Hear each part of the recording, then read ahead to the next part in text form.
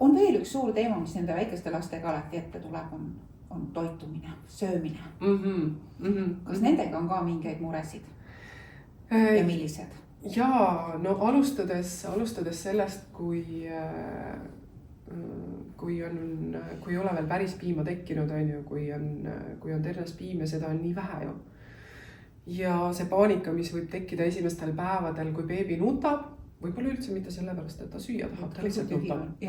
Sellepärast, et tema magu on ju kirsi suurune, on ju, palju sinna mahub 5-7 milliliitrit, on ju, palju ta, nii palju ikka tuleb, kõigil tuleb.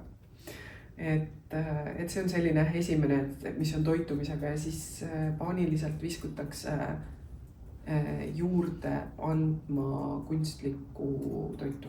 Et tegelikult ju on ema ja laps loodud selle väikese kogusega hakkama saama, et ka laps ei ole võimeline suuremaid koguseid seedima, et see on looduse poolt juba kenasti paika pandud. Ja see ternes piim, ta on nii toitev, ta täidab ära kõik need vajadused, need esimesed 1, 2, 3 päeva, kuni siis see päris piim tekib, et see on esimene selline suur asi, mida ma näen, kus tegelikult tehakse jälle see üks kergekäeliselt, antakse lisatoitu juurde. Sest emadel on hirm, et laps jääb nälga ja ta ei kasva ja ta ei võta kaalus juurde. Ja nii edasi see lumepall hakkab veerema, on ju, ja just. Sest piimas, eks ole, ternes piimas, päris piimas, seal on ensüümid, mis aitavad ise ennast seedida, on ju, mida ei ole kunstlikul toidul, sealt see kõik võib rulluda. Siis on pärast kõhugaasid ja nii edasi. Ja teine teema, vabanda, et ma katkestasin. Ei, kõik hästi. Toitumisega ka, jah, et kui ma juba olen näiteks pudelitoitu hakanud andma, siis ma ei saa enam, mul ei ole rinnapiima, mul ei tule rinnapiima.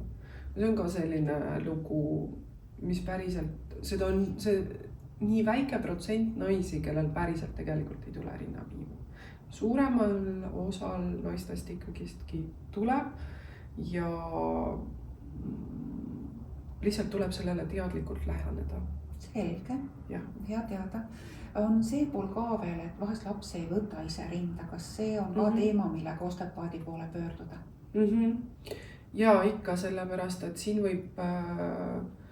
võib aidata imetamisnõustaja, eks ole, kes paneb selle rinnal hoidmise võtte paika, aga mõnikord sellest ei piisa ja siis on kindlasti mõtet tulla osteopaadi juurde.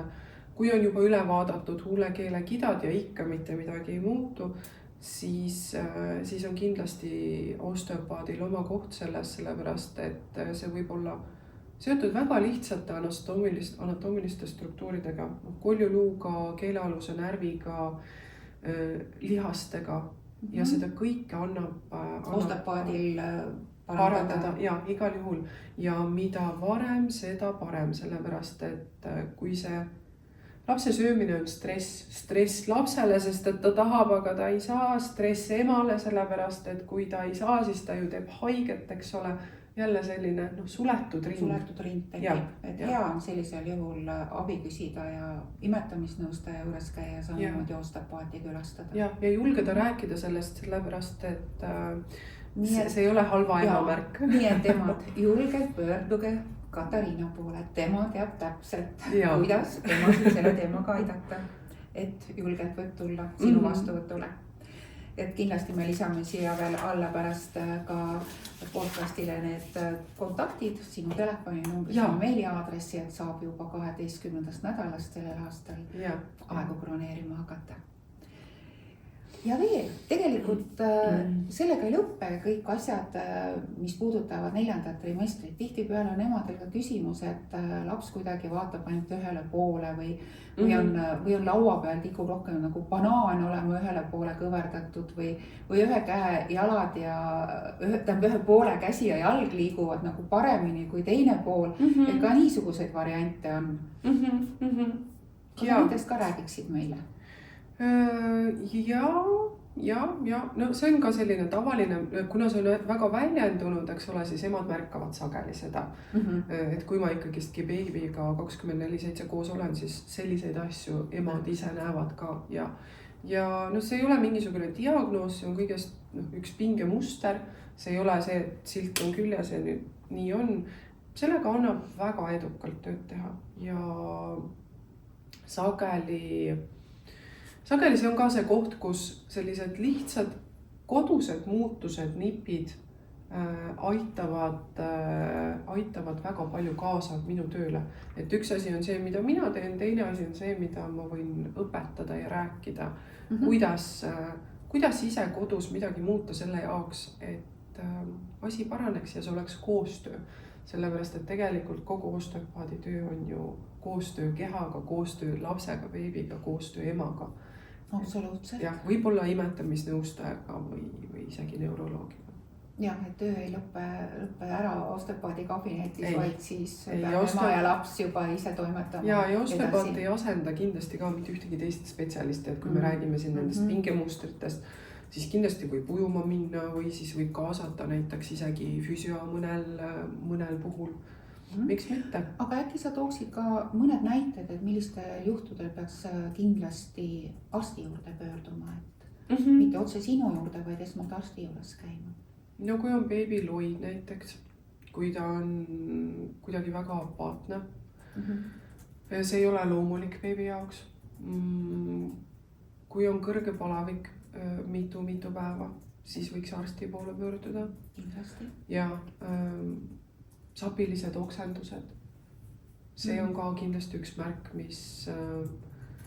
millega ei tasu mõelda või oodata või et äkki läheb üle. Jah, et sellised pigem ekstreemsed, et ma arvan, et sellistes olukordades sageli emadel juba ei teki kahtlust, et äkki ma proovin ise kuidagi midagi teha või lähen osteopaadi juurde, et pigem sellised ekstreemsed väljendused ja sellega minna arsti juurde, sest et kui te helistate osteopaadile ja ütlete, et mul on selline asi, siis ma võin võib-olla isegi niimoodi öelda, et ma võin peanda, et iga osteopaat saadab teid erakorralisse või siis arsti vastuvõtule. Selge. On sul veel mõtteid, mis veel väljendada tahad või on sul hoopiski üks selline hea mõte lõpetamiseks, et millega meie tänane podcast kokku tõmmata? Ma nüüd mõtlen. Võib-olla tõmbame selle kokku, selle 4. trimestri teema niimoodi, et kõigepealt rahunema ja siis hakkame edasisi plaane tegema. Okei. Jah, et kõigepealt tuleb välja hingata, rahuneda ja edasi mõelda, sellepärast et sellises frustratsiooniseisundis me ei ole suutelised ei mingeid adekvaatseid otsuseid tegema ega ka tegelikult jälgima seda plaani, mida me oleme teinud. Kõigepealt rahu ja siis plaan. Ja üks plaan võiks kindlasti olla ka Katariina juurde tulek. Aitäh sulle. Ma arvan, et see plaan aitab igal juhul, et nagu kuulsite, et on päris palju teemasid, mille puhul on Katariina valmis teid aitama ja toetama. Noored emad, kes on beebidega kodus ja ka kui on midagi sellist, mille puhul tema ei ole valmis aitama, et on vaja pöörduda arsti poole, siis ta ka julgelt seda teeb ja suunab. Nii et aitäh teile, armsad vaatajad, kuulajad. Ja kui teil huvi tekkis, siis kindlasti võtke ühendust Katariinaga. Aitäh sulle, Katariina. Aitäh sulle ka, Kandi, abi eest ja toreda intervjuu eest ja toredate küsimuste eest. Tänan.